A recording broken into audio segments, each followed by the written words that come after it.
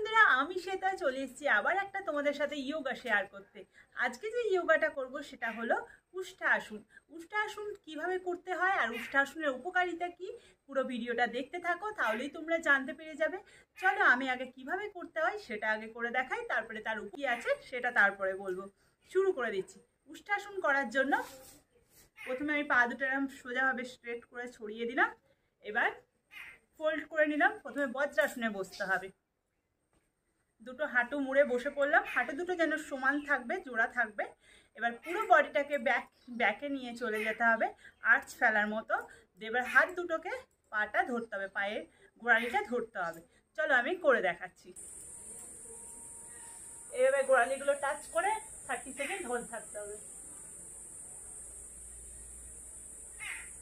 বসে গেলাম বজ্রাসনে, বডিটাকে ব্যাকে নিয়ে চলে যাচ্ছি, এগুলো টাচ করছি।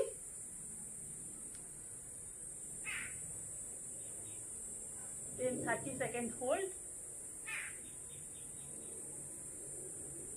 Then relax.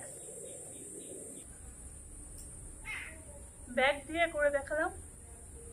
এইভাবে থাকতে হবে খানিকক্ষণ, রেগুলার প্র্যাকটিসে যারা কিন্তু হয়ে যাবে।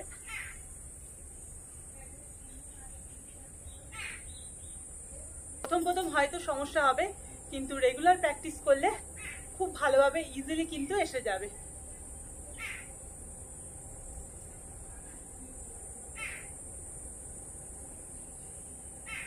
এইভাবে যতক্ষণ থাকতে পারবেন। উষ্ঠাসন তো আমি করে দেখিয়ে দিলাম, এবার উষ্ঠাসনের উপকারিতা কি আছে সেটা আমার বলে দিই। উষ্ঠাসন রেগুলার করার ফলে কিন্তু মেরুদণ্ড কিন্তু সবল থাকে, আর তার সাথে মেরুদণ্ডের পাশে যে আমাদের পেশি থাকে, হাড়গোড় থাকে, সেগুলোকেও কিন্তু সবল করে দেয়। আর তার সাথে সাথে আমাদের কিন্তু কোষ্ঠকাঠিন্য থেকে অনেকটা রিলিফ পাওয়া যায়, আর তার সাথে সাথে কিন্তু বার্ধক্যজনিত কিন্তু রোগ থেকে অনেকটা মুক্তি পাওয়া যায়।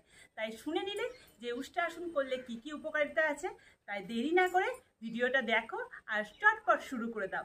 আর কেমন লাগলো অবশ্যই জানাবে, আর যদি ভালো লাগে তাহলে প্লিজ পেজটাকে ফলো করে দেবে, চ্যানেলকে একটু সাবস্ক্রাইব করে দেবে। দেখা হবে খুব তাড়াতাড়ি আবার এরকম সুন্দর সুন্দর নতুন নতুন ভিডিও নিয়ে, নতুন নতুন টিপস নিয়ে। আজকের মতো বাই বাই।